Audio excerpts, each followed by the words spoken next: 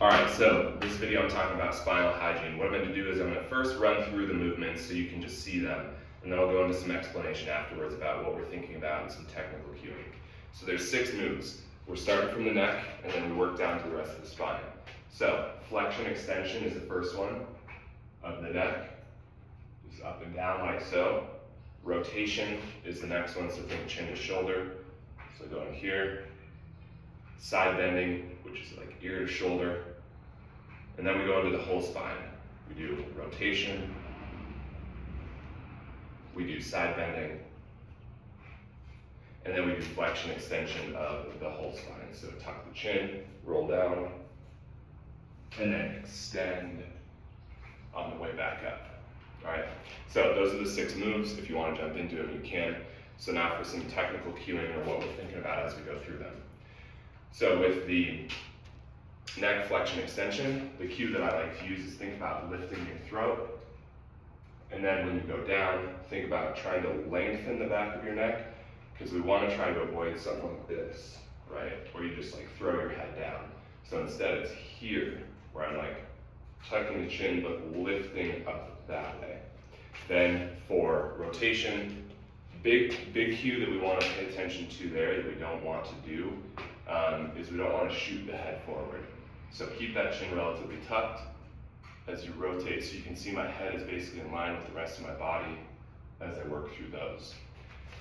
Side bending, similar to the flexion extension, whatever side you're moving away from, you want to think about lifting up. Instead of thinking about throwing your head down, it's lifting this side up. So it'll be here, right? I'm really thinking about pulling up that way. Then we go into the rest of the spine.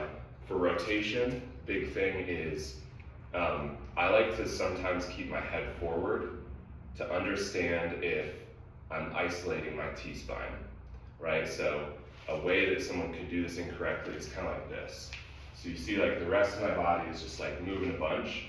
So your hips, basically the 2 things surrounding the T-spine, your hips and your neck or your head, are going to try to remain fixed. So you can see them as I rotate. All that rotation is basically coming from my thoracic spine. I'll also use my hands, so like if I'm rotating this way, I'll use this hand to pull myself into more rotation. All right, so those are the big things there. Side bending, really just similar to the neck one, where I'm actually thinking about lifting this side up.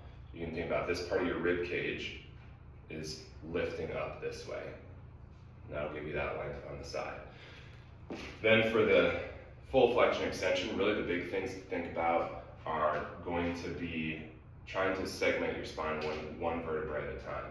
So that's why we lead with the chin tuck. A lot of times as I prescribe this to people, I'll see them just kind of do this, right? Problem is that's a hinge and my spine actually isn't moving. So we lead with that chin tuck, we curl down, and we're just rounding as much as we can. And then when we come up, we lead with the head again. So head goes up here, and then I extend the rest of the spine. All right. So in your program, make sure to look at the notes, because we will do this in a number of different ways. Sometimes this will be mixed into like just a regular workout. It might be used as part of a warm-up.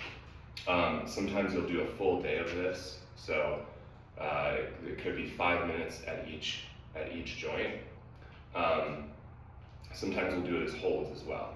So a big thing is, again, what makes this so valuable is there's a number of different ways that it can be prescribed. Holds, reps, length of time.